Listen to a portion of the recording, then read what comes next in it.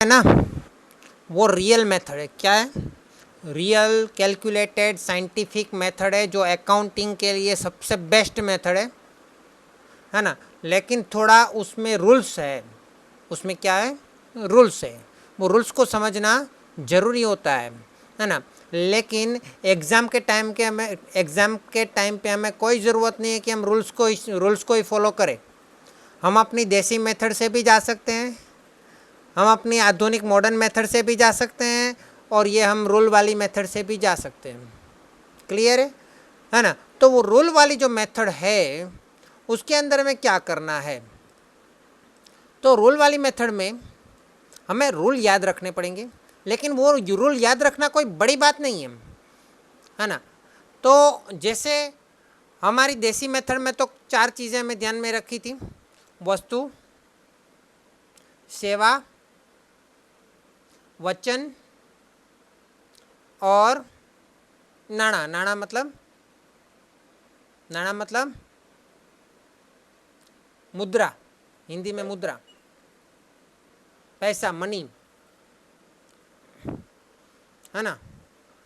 और पांचवी चीज़ हम ले सकते हैं लाभ या हानि। लाभ या हानि, है ना।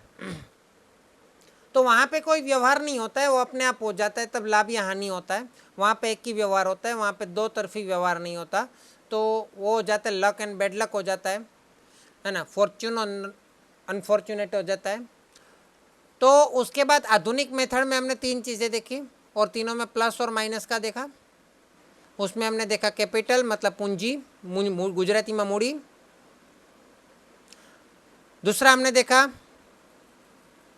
लायबिलिटीज मतलब दायित्व,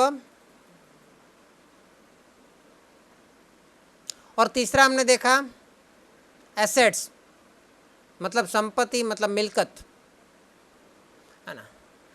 अब हम जो कर रहे हैं वहाँ पे खाते के प्रकार बना दिए। क्या कर दिया? हर एक चीज़ के खाते के प्रकार बना दिए। तो खाते के प्रकार, उसका भी मेरा एक गुजराती मीडियम में वीडियो बनाया हुआ है, इसलिए मैं यहाँ पे हिंदी में बोल रहा हूँ। खाते के प्रकार, खाते के मुख्य रूप से देखा जाए तो 2 प्रकार है, लेकिन यहाँ पे हमें 3 प्रकार की बात करनी है। लेकिन पहले हम उसको 2 प्रकार में बांट देते हैं।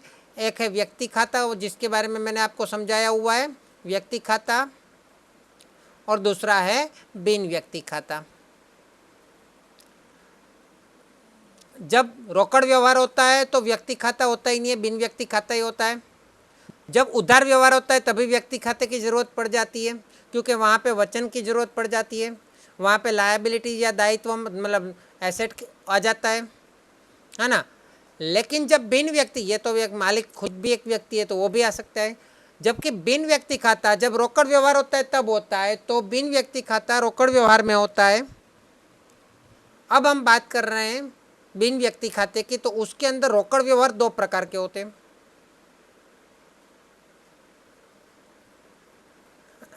जिसमें हम माल के बदले में माल, माल के बदले में सेवा, सेवा के बदले में माल, माल के बदले में पैसा, नाणा, मुद्रा, है ना, या पैसा नाणा बदला मुद्रा के बदले में माल, या पैसा नाणा के मुद्रा के बदले में सेवा, उन सबको हम रोकड़ व्यवहार कहते हैं, है ना।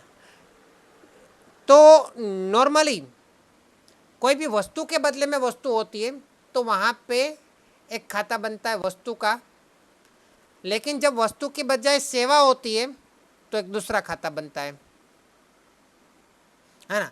वस्तु होती है तो क्या होता है, उसको हम माल संपत्ति खाता बोलते हैं। क्या बोलते हैं गुजराती में? माल मिलकत खातो, माल संपत्ति खाता। लेकिन सेवा होता है तो पहले वस्तु की बात करें थे, बाद में सेवा की बात करें। सेवा होता है तो क्या होता है? तो सेवा होता है तो हमें याद रखना है कि वहाँ पे माल संपत्ति नहीं होता, हम सेवा लेते हैं या सेवा देते हैं। अगर हमने किसी से सेवा ली है तो हमारे लिए खर्च हो जाएगा। क्या हो जाएगा? क्या हो जाएगा? खर्च हो जाएगा, है ना। अगर हमने किसी को सेवा दी है तो हमारे लिए क्या हो जाएगा? उसके बदले हमें पैसा मिलेगा, तो हमारे लिए उपज हो जाएगा। क्या हो जाएगा? उपज। खर्च की जगह पे यहाँ पे लास्ट में लाभ और हानि की बात करें तो लाभ और हानि भी इसमें ले लेंगे हम, है ना। खर्च की जगह हम हानि लिख सकते हैं और उपज की जगह हम लाभ लिख सकते हैं। अच्छा, माल संपत्ति खाते में क्या है, माल भी एक प्रकार की संपत्ति है, लेकिन आगे जाके वो रोकड़ खाते में आ जाएगा और वो हमारा उपज खर्च खाते में आ जाएगा, सेवा की जगह आ जाएगा, है ना। लेकिन अभी हम माल को भी संपत्ति ले लेंगे। लेकिन माल और संपत्ति में क्या अंतर है वो तो मैंने आगे बताया हुआ है। जिस किसी भी चीज़ का हम व्यापार करते हैं, मतलब खरीद बिक्री करते हैं या उत्पादन करते हैं, उसको माल बोलेंगे। लेकिन उसको इनडायरेक्टली जो काम में आएगा वो सब संपत्ति बोलेंगे। जमीन, मकान, वाहन, वो सब संपत्ति होती है, और जिसका भी हम खरीद बिक्री करते हैं वो हमारा माल हो जाता है ना। तो माल का क्या होता है, या तो माल धंधे में आता है या तो माल धंधे में से जाता है। क्लियर। तो ये तो हो गई माल के आने जाने की बात। तो वो तो हम देसी मेथड में भी करते थे, वस्तु आती थी तो हम उधार करते थे, वस्तु जाती थी तो हम जमा करते थे। तो यहाँ पे आता है तो उधार कर देंगे, जाता है तो जमा कर देंगे। सेवा में हम क्या करते थे, तो सेवा में हम क्या करते थे, सेवा में अगर हम सेवा लेते थे, है ना, तो सेवा लेते थे तो हमारे लिए खर्च हो जाता था, उसके सामने हमें पैसा चुकाना पड़ता था। तो सेवा लेते थे तो हम उधार करते थे, है ना। तो और सेवा हम किसी को देते थे तो जमा करते थे। तो सेवा देते थे तो हमारे लिए उपज हो जाता, उसके सामने में पैसा मिलने वाला था, है ना।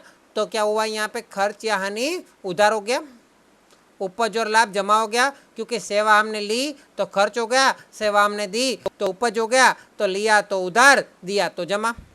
इसमें भी आया तो उधार, गया तो जमा। तो दोनों में मतलब तो यही है ना, आए तो उधार, जाए तो जमा, लिया तो उधार, दिया तो जमा, अर्थ तो एक ही है ना, है ना। लेकिन यहाँ पे हानि में कुछ हम लेते नहीं है फिर भी उधार करते हैं, है ना। यहाँ पे लाभ में हम किसी को कुछ देते नहीं है फिर भी जमा करते हैं। तो यहाँ पे हम क्या ले रहे हैं, हानि में हम क्या ले रहे हैं, कुछ नहीं ले रहे हैं। हानि में हम बेड लक ले रहे हैं, क्या ले रहे हैं, बेड लक ले रहे हैं। तो बेड लक हम लेते हैं तो उधार, है ना। और बेड लक हम किसी को दे देते हैं तो हमारे लिए तो लाभ हो जाएगा ना, हम किसी को बेड लक दे देंगे तो, है ना, हमारे लिए तो गुड लक बन जाएगा, हम किसी को बेड लक दे देंगे तो बेड लक किसी को दे देंगे तो जमा। तो यहाँ पे हम बेड लक का भी लेन देन करते हैं, बेड लक लेते हैं तो हानि हो जाती है तो उधार, और बेड लक दे देते हैं तो लाभ हो जाता है तो वो जमा हो जाएगा, है ना। तो एक्चुअल में इसको नाम दे दिया, बेड लक लेना है मतलब हानि, बेड लक देना मतलब नुकसान, खर्च सेवा लेना मतलब खर्च, सेवा देना मतलब हानि, सेवा देना मतलब उपज।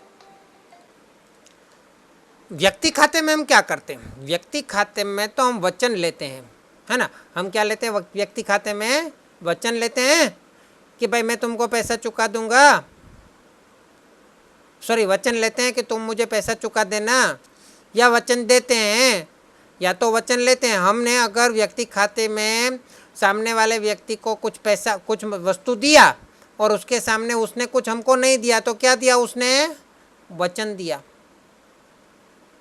कि हम तो आपको पैसा चुका देंगे, है ना। व्यक्ति खाते में हम क्या करते थे, सामने वाले से हमने कुछ पैसा लिया लेकिन हमने कुछ उसको पैसा वैसा नहीं दिया, सामने वस्तु लिया लेकिन हमने कुछ उसको पैसा नहीं दिया, तो हमने क्या दिया उसको, वचन दिया। तो हमने लिया क्या, दिया क्या, तो हमने लिया वचन, दिया वचन। तो हम ये करते थे, हमारी पहली मेथड में वचन लेते थे तो उधार करते थे और वचन देते थे तो जमा करते थे। लेकिन यहाँ पे हमें क्या करना है, वचन की बात नहीं करनी है, हमें बात करनी है यहाँ पे लाभ की बात करनी है, तो है ना। तो हमने वचन लिया लेकिन हमने उसको कुछ दिया ना, वस्तु दिया, उसके सामने हमने वचन लिया। तो हमने वस्तु दिया तो वस्तु दे हमने तो दिया, लेकिन वो सामने वाले व्यक्ति ने क्या किया, वस्तु लाभ लिया। तो लाभ लेने वाला खाता, लाभ लेने वाला क्या होता है, लेने वाला व्यक्ति उधार होता है, और लाभ देने वाला व्यक्ति क्या होता है। तो इसके ऊपर से हमारे नियम बन जाएंगे। पहला नियम बन जाएगा व्यक्ति खाते का कि लाभ लेने वाला खाता उधार, लाभ देने वाला खाता जमा। बिन व्यक्ति खाते की बात करें तो सेवा की बात कर, पहले वस्तु की बात करें मतलब माल संपत्ति खाते की बात करें तो माल या संपत्ति आए तो उधार, जाए तो जमा, सिंपल सा है ना। बिन व्यक्ति खाते में सेवा की बात करें मतलब उपज खर्च की बात करें, इसको क्या नाम दे दिया इसने, सेवा नहीं नाम दिया, क्या नाम दिया, उपज खर्च नाम दिया, है ना। तो उपज खर्च खाते में क्या होता है, खर्च या हानि, हानि मतलब नुकसान, खर्च या नुकसान उधार हो, खर्च या नुकसान उधार करो, उपज या लाभ जमा करो। क्या क्या नियम बन गया, फिर से बोल रहा हूँ, लाभ लेने वाला व्यक्ति उधार, लाभ देने वाला व्यक्ति जमा। माल या संपत्ति आए तो उधार, माल या संपत्ति जाए तो जमा। तीसरा, खर्च या हानि उधार करो, उपज या लाभ जमा करो। तो ये 3 नियम बना दिए उन्होंने, नियम बना दिए। हम तो बिना नियम के भी काम चला लेते थे, इन्होंने नियम बना दिए तो वो तो और भी अच्छी बात है। तो ये तीसरी मेथड हम कल से करेंगे, यही तीसरे सवाल में करेंगे। कल तक के लिए बाय बाय।